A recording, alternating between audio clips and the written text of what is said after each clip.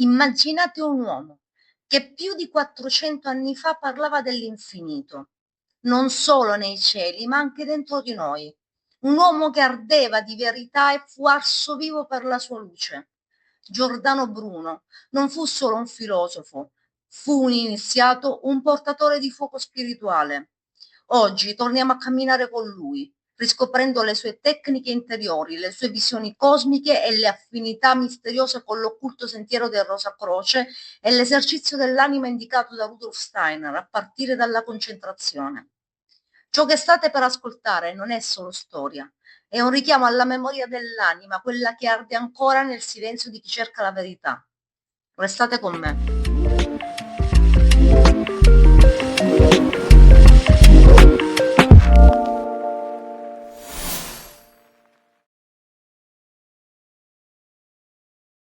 Giordano Bruno, filosofo, poeta e frate domenicano, fu una delle menti più audaci del Rinascimento. La sua visione dell'universo e dell'uomo lo portò a scontrarsi con l'ortodossia religiosa del suo tempo, conducendolo infine al rogo. Ma cosa c'era alla base del suo pensiero, allora considerato rivoluzionario? 1. L'universo infinito e la pluralità dei mondi. Bruno sosteneva che l'universo fosse infinito, senza un centro e popolato da innumerevoli mondi abitati. L'antroposofia continuerebbe e con innumerevoli futuri possibili. 2. Dio come anima del mondo. Per Bruno Dio non era un'entità separata dal mondo, ma l'anima stessa dell'universo, presente in ogni cosa.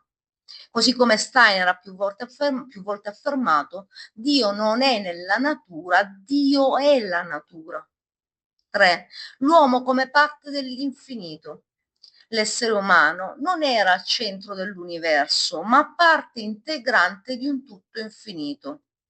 La gerarchia non piramidale della quale abbiamo parlato nei precedenti video.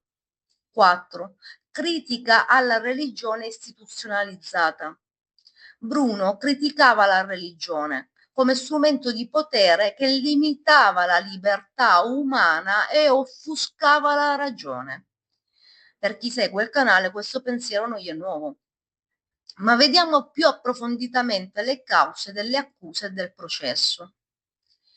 Nel 1592 Bruno fu arrestato dall'Inquisizione e processato per eresia. Le accuse includevano opinioni eretiche sulla Trinità, l'incarnazione di Cristo e l'Eucarestia, credenza nella pluralità dei mondi, sostegno alla metempsicosi, cioè la reincarnazione dell'anima, pratiche di magia e divinazione, negazione della verginità di Maria.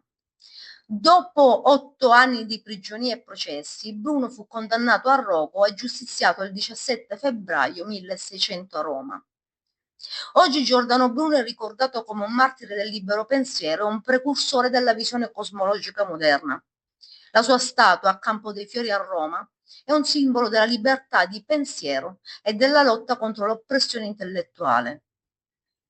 Ma andiamo più a fondo alle accuse principali e alle idee di Bruno. 1.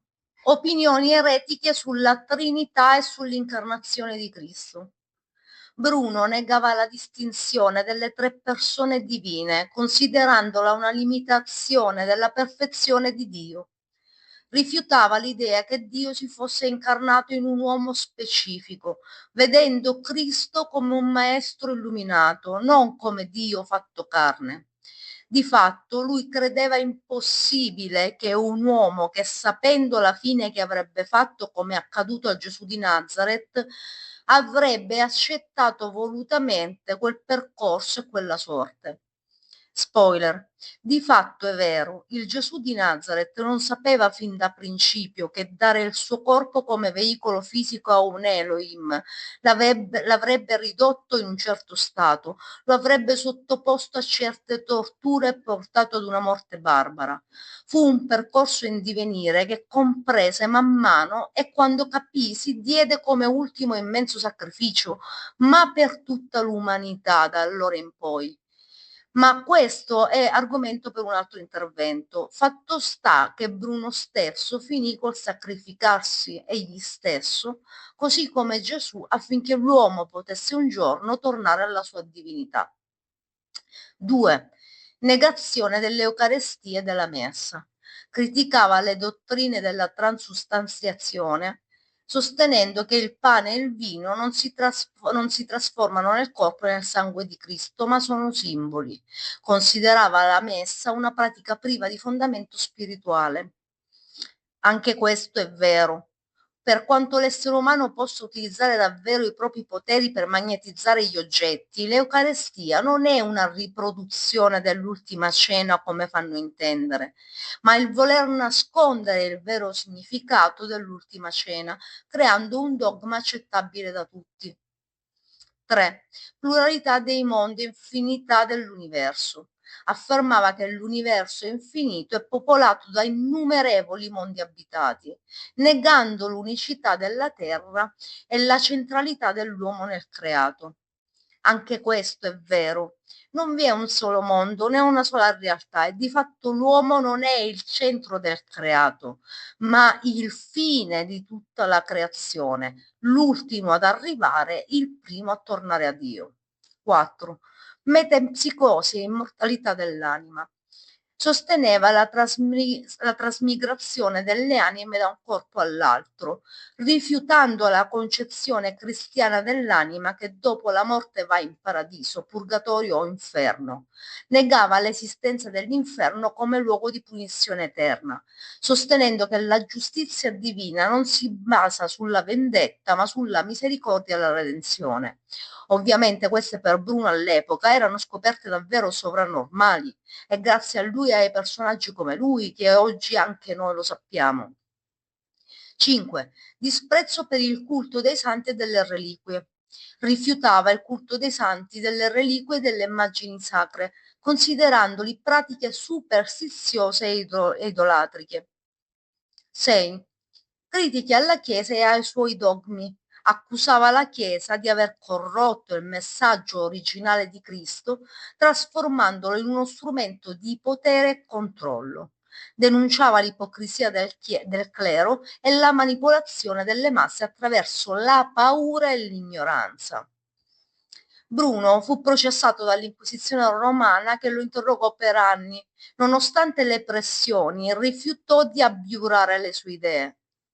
La sentenza di morte fu pronunciata l'8 febbraio del 1600 e il 17 febbraio fu arso vivo. Il suo pensiero, sebbene condannato, ha influenzato profondamente la filosofia, la scienza e la spiritualità. Bruno è oggi considerato un martire della libertà di pensiero, un precursore della visione cosmica dell'universo. Giordano Bruno aveva una visione profondissima della memoria, dell'immaginazione e della struttura interiore dell'uomo, che oggi possiamo considerare di natura iniziatica e trasformativa. Riassumiamo i punti fondamentali del suo pensiero, in particolare su memoria, idee e coscienza umana. La memoria come potere magico dell'anima. Bruno non vedeva la memoria solo come facoltà mnemonica, cioè ricordare fatti o nozioni, ma come un organo spirituale, una forza che permette all'anima di risalire ai principi eterni. Nei suoi scritti, come De Umbris Idearum e Ars Memoriae, sviluppò un sistema che univa simboli, immagini e corrispondenze cosmiche per potenziare la mente. Usava figure archetipiche come stelle, animali e dei mitologici come ombre delle idee, strumenti per riflettere le realtà superiori del mondo umano. La memoria allenata correttamente diventa per lui una via per risvegliare la coscienza, ricordare il proprio legame con l'infinito e diventare simile a Dio. Lui vedeva le idee come forze reali dell'universo. Bruno ereditò da Platone e Plotino l'idea che le idee non sono astrazioni mentali, ma entità vive, reali, forze formative dell'universo. Il pensiero che crea dell'antroposofia. Tutto ciò che esiste discende da principi intelligibili e eterni che sono impressi nell'anima. L'uomo può risalire a queste idee attraverso l'immaginazione attiva, l'intuito e l'illuminazione. Non c'è vera conoscenza senza trasformazione interiore. Conoscere significa diventare ciò che si conosce. Ripeto questa, non c'è vera conoscenza senza trasformazione interiore. Conoscere significa diventare ciò che si conosce. Vivere nello stato del pensiero che si vuole manifestare, diremmo oggi. Vedeva l'uomo come microcosmo infinito. Bruno affermava che ogni uomo è un universo in miniatura, un microcosmo che riflette l'infinità del macrocosmo. L'anima umana è eterna, preesistente al corpo e destinata a molteplici incarnazioni. Attraverso la purificazione dell'intelletto e la disciplina della memoria, l'uomo può risvegliarsi alla sua natura divina. Il vero scopo della conoscenza è ricongiungersi all'uno, alla mente divina che tutto anima. E perché tutto questo lo rendeva pericoloso? Le sue idee minacciavano l'intero impianto teologico e dogmatico della Chiesa, perché sosteneva che l'anima ha accesso diretto alle verità senza mediazione della Chiesa. La memoria non doveva servire alla ripetizione dei dogmi, ma alla liberazione interiore. L'uomo non è un peccatore in attesa di redenzione esterna, ma un Dio addormentato che può risvegliarsi e creare. Una sua frase potente è: l'universo è uno, infinito, immobile. È l'effetto della potenza infinita, poiché non è possibile che essa si esprima in qualcosa di finito. Da qui si deduce tutt'oggi come conseguenza che anche l'uomo di fatto non potesse essere una creatura finita in attesa di redenzione. L'arte della memoria di Giordano Bruno non considerava lui la memoria solo come una funzione mentale, ma come uno strumento spirituale per accedere ai mondi superiori. Per lui la memoria era magia naturale. Ecco cosa intendeva. Bruno recupera e rielabora la tradizione antica dell'ars memoriae, l'arte della memoria dei greci, romani e cabalisti rinascimentali, ma la trasforma radicalmente. Non si tratta solo di ricordare nozioni, ma di configurare l'anima affinché rispecchi l'ordine dell'universo. Allora, Bruno utilizzava la tecnica classica dei luoghi mentali, detti loci, dove collocare immagini cariche di significato, simboli, divinità, animali, lettere e costellazioni. Ma le sue immagini non sono casuali, sono archetipi scelti per la loro risonanza cosmica. Esempio pratico: immagina un tempio con 7 stanze. In ogni stanza poi una divinità planetaria, Luna, Mercurio, Venere. In ognuna colloca immagini simboliche collegate a idee o virtù. Medita su di esse ogni giorno, non per ricordare informazioni, ma per sintonizzare la tua anima con l'armonia dell'universo. Bruno chiama questa pratica combinatoria magica, cioè si combinano immagini, lettere, numeri per generare una risonanza interiore. Chi domina l'arte della memoria, diceva Bruno, risveglia la potenza dormiente del pensiero divino. Come abbiamo visto, la sua visione dell'anima umana consisteva nell'affermare che l'uomo è un microcosmo, cioè un riflesso dell'universo intero.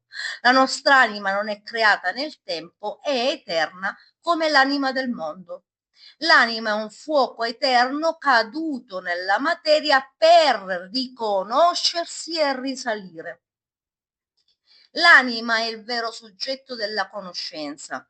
Il pensiero non nasce dal cervello, ma dall'anima che usa il cervello come strumento.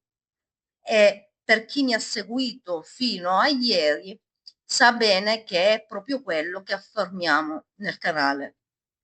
Conoscere per Bruno è riaccendere l'immagine dell'infinito dentro di sé. La vera conoscenza è un atto d'amore, di unione, di riconoscimento del divino in sé e nel tutto. Parla di metempsicosi, cioè di trasmigrazione dell'anima, non come punizione, e rimando al mio video sul karma, ma come viaggio necessario per far evolvere la coscienza. Lo allego in alto al video. In ogni vita è un'occasione per riscoprire la nostra natura infinita. L'anima si reincarna finché non ricorda totalmente chi è. E passiamo a delle tecniche accessibili oggi. Bruno sviluppa anche metodi pratici, anche se molto esoterici. Proviamo a riassumerne due adattabili oggi. Uno, la costruzione del palazzo della memoria. Immagina un edificio del quale ogni stanza rappresenta un aspetto della tua interiorità o del cosmo. In ciascuna colloca simboli potenti, esempio un leone per il coraggio, una fiamma per lo spirito. Medita quotidianamente su ogni stanza.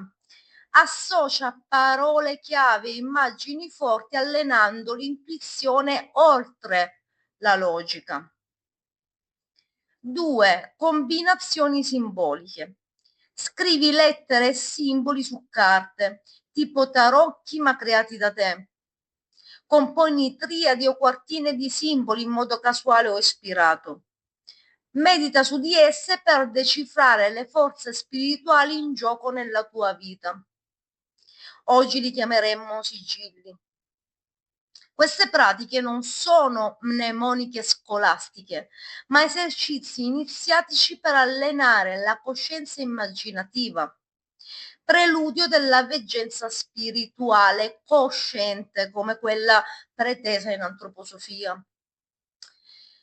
Queste pratiche che oggi vengono date quasi come a far di Bruno un fenomeno da baraccone, non servono solo per ricordare qualcosa che devi dire a un colloquio o per ricordarti una sequenza di numeri, ma servono proprio per scoprire nel cervello un supporto di aiuto, uno strumento affinché l'anima riconosca la congiunzione tra il pensiero e i movimenti cosmici. Quindi se vuoi sviluppare il coraggio, vuoi sviluppare la devozione, puoi utilizzare la costruzione del palazzo della memoria, dove meditazione, così come in antroposofia, non si intende semplicemente ricordare questo palazzo, ma meditare su quelle qualità, di modo che se questo palazzo della memoria viene costruito in te, vengono prese le qualità che unite alle parole chiavi o a delle immagini o a dei gesti puoi richiamare nella quotidianità ripetendo le parole chiave, le immagini e i gesti, che non sarebbe altro quello che oggi in modo molto semplificato ma anche molto sbagliato e distorto, che vedremo bene nella sua applicazione nel corso di creazione della realtà, è la ripetizione. È quello, la ripetizione di questa costruzione del palazzo della memoria, richiamato alla coscienza con ripetizione, con ritmo, aiuta ad allenare l'intuizione e a sviluppare delle qualità. Bruno fu condannato al rogo proprio perché sosteneva che l'uomo può diventare consapevole della sua divinità senza intermediari e senza chiese. Voleva liberare l'anima umana. Lo fece attraverso il fuoco del pensiero, l'arte della memoria e la scienza dell'anima. Ma adesso ci addentreremo più specificatamente nelle sue opere.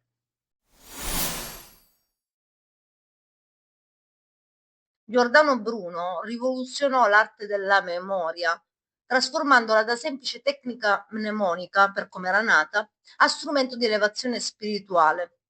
Del suo Umbris Idearum, l'ombra delle idee, egli introduce il concetto di luoghi mentali e immagini simboliche, creando un sistema in cui ogni concetto è associato a immagini tratte dalla mitologia e dal quotidiano, organizzati in spazi dell'immaginazione.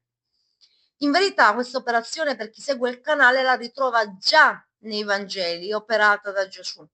Bruno praticamente l'ha semplicemente strutturata nella costruzione di questi teatri della memoria, in modo che l'individuo potesse non solo ricordare le informazioni, ma anche connettersi con le strutture profonde dell'universo, riflettendo l'ordine cosmico della propria mente, cioè risalendo al vero significato delle immagini mentali.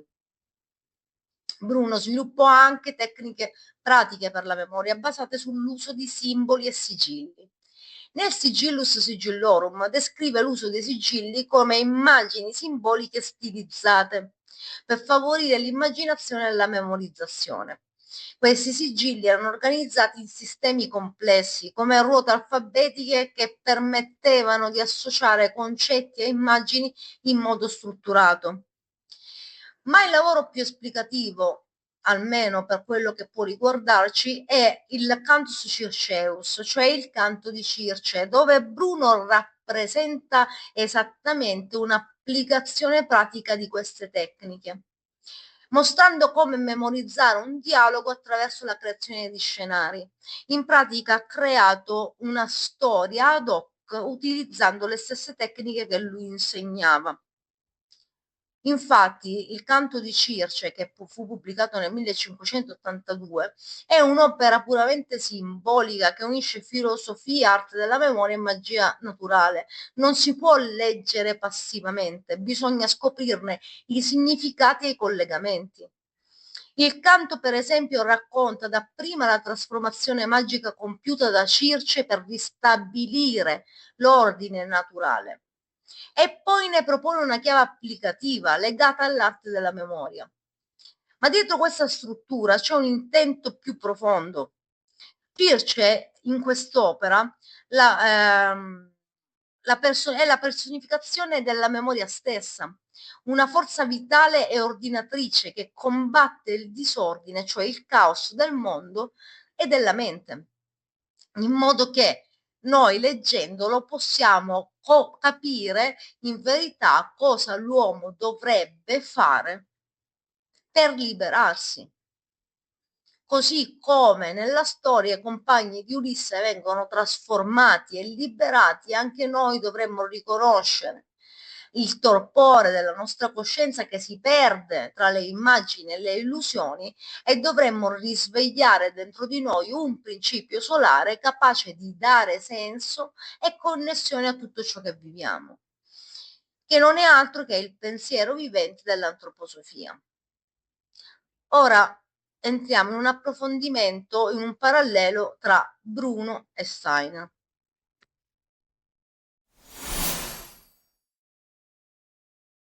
Ma vediamo cosa dice Steiner sulla memoria e sulle tecniche mnemotecniche.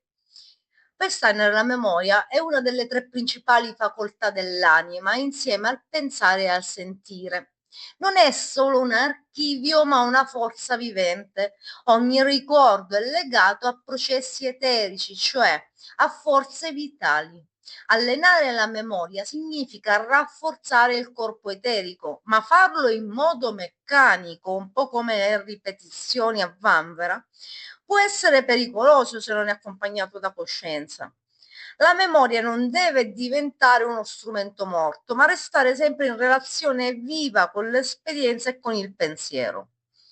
Steiner non approva le tecniche mnemotecniche meccaniche, quelle che puntano a fissare contenuti nella memoria senza comprensione, cosa dalla quale Bruno metteva in guardia quando ancora non sapeva che le sue tecniche oggi sarebbero state trasformate in giochetti per riempire le domeniche noiose.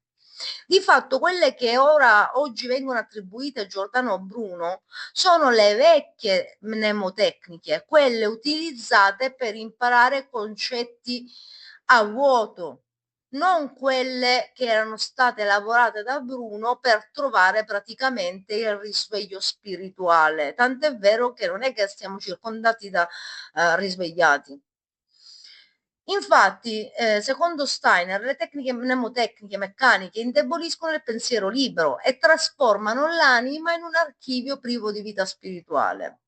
Direbbe Scaligero, aggiungerebbe, in più infiammano il cervello e lo portano a demenza precoce se protratta a lungo termine.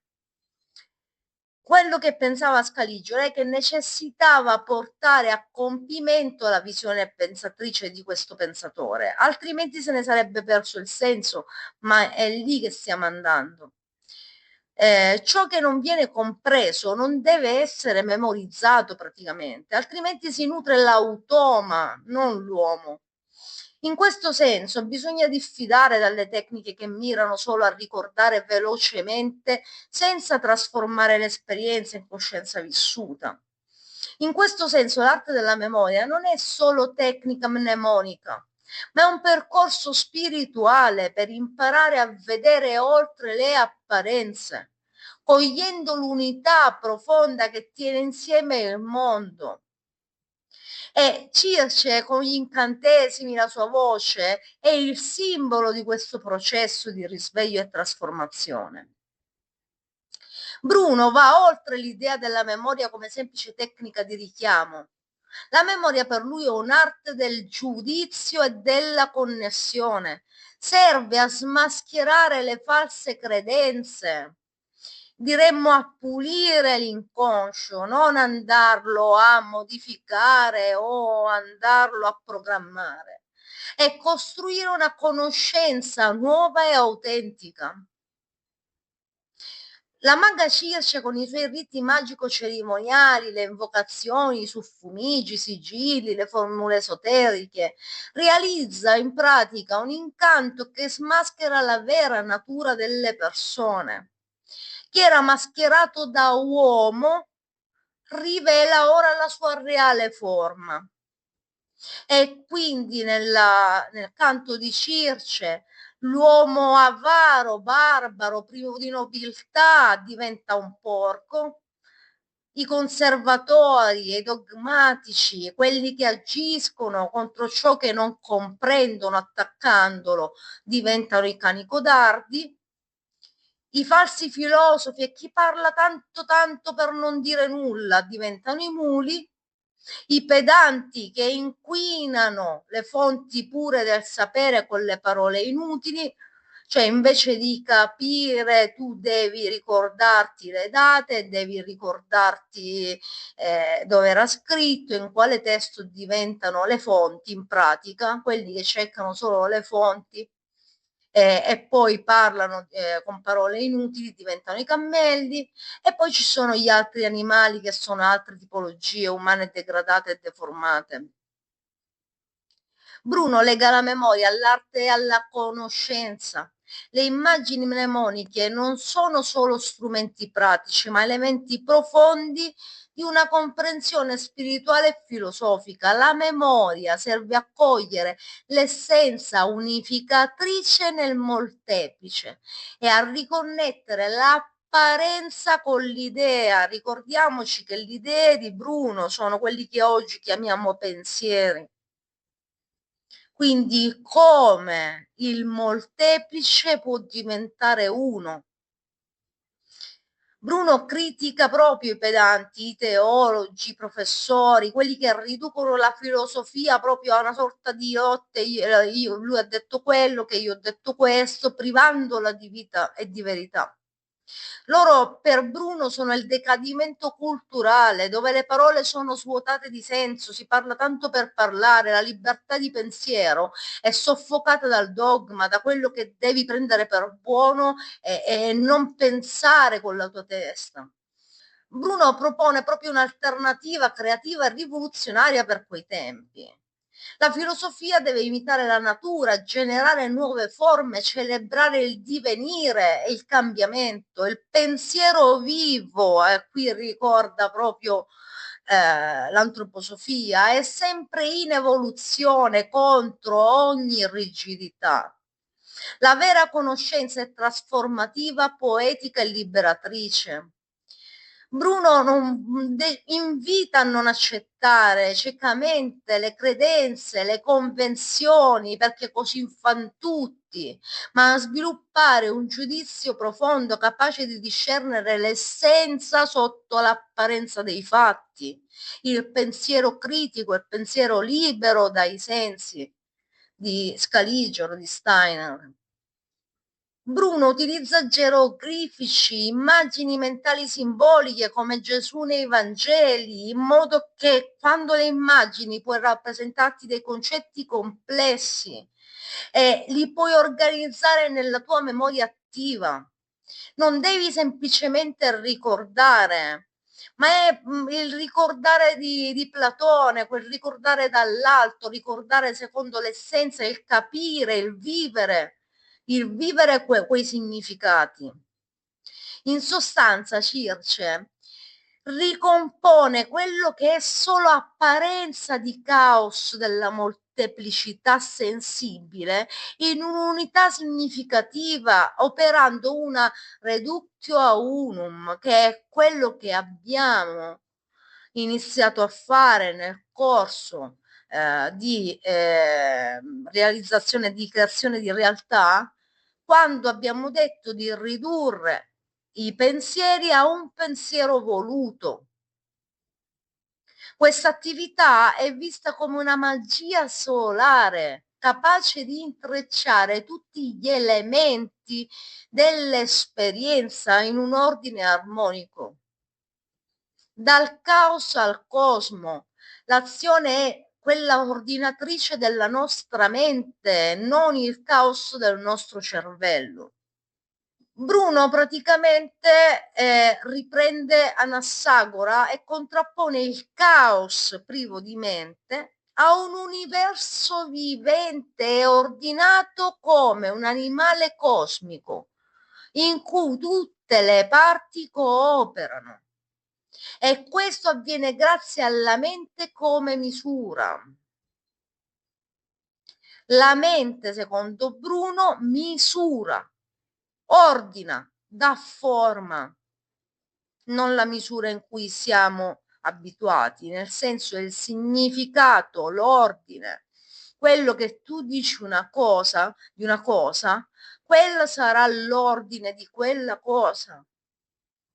Questa visione è profondamente legata alla concezione attiva della memoria. L'uomo non subisce il mondo, ma lo ordina internamente partecipando al lavoro cosmico della natura. Per Bruno la magia è conoscenza attiva, la magia dei nuovi tempi di Massimo Scaligero. Riconoscere l'analogia vivente tra tutte le cose e intervenire nella rete che le collega. Non è una magia di superstizione, è una disciplina che lavora sulle corrispondenze tra lo spirito e la natura, sul linguaggio simbolico dell'universo, sul pensiero che plasma la materia. Circe come figura solare rappresenta la capacità di trasformare la materia per via dell'armonia nascosta, ma rappresenta anche la materia stessa, la forza generativa che muta continuamente secondo l'armonia cosmica ispirata dal sole. Noi quella forza solare ce l'abbiamo in noi, nel pensiero svincolato dalle necessità materiali, non nel senso svincolato dal desiderio di avere una stabilità economica o amorosa o quant'altro.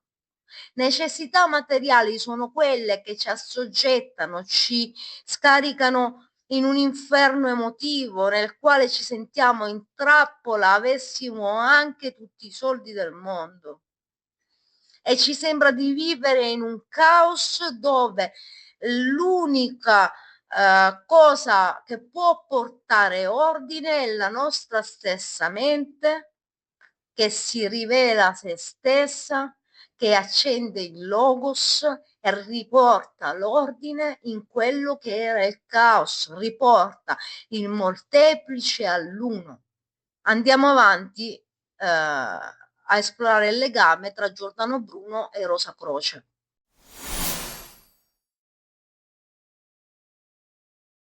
Il legame tra Giordano Bruno e Rosa Croce è stato oggetto di numerose speculazioni.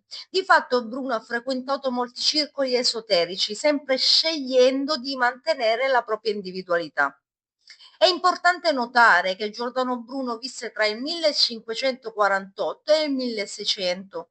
14 anni dopo emersero i manifesti rosacrociani con la pubblicazione della Fama Fraternitatis. Vi si trovarono affinità concettuali tra il pensiero di Bruno e le idee espresse nei manifesti rosacrociani. Entrambi condividono un interesse per l'ermetismo, l'alchimia e la ricerca di una conoscenza esoterica che trascenda la religione istituzionalizzata. Ad esempio, Bruno sosteneva l'infinità dell'universo e la presenza del divino in ogni parte della natura, idee che risuonano con la visione panteistica, che vuol dire letteralmente Dio è tutto e tutto è Dio, dei Rosacroce. Alcuni studiosi, come Francis Amelia Yates, hanno esplorato queste connessioni nel contesto dell'ermetismo rinascimentale, suggerendo che Bruno possa essere visto come un precursore delle idee rosacrociane. In sintesi, mentre non possiamo affermare con certezza che Giordano Bruno fosse un membro del Rosa Croce, è plausibile considerarlo come una figura che ha anticipato e influenzato alcune delle idee che sarebbero poi state associate a questa confraternita. Ma non è tutto qui. Comunque, questa affinità non è casuale. È come se una corrente di saggezza invisibile passasse attraverso epoche e anime pronte, mantenendo viva la scienza dello spirito. Giordano Bruno l'ha anticipata con fuoco e visione. I Rosacroce l'hanno custodita e Steiner l'ha resa accessibile all'uomo moderno. Anche se correnti di pensiero dicono che i Rosacroce esistono dalla notte dei tempi, ma chissà, un giorno l'affronteremo anche su questo canale. Alla prossima!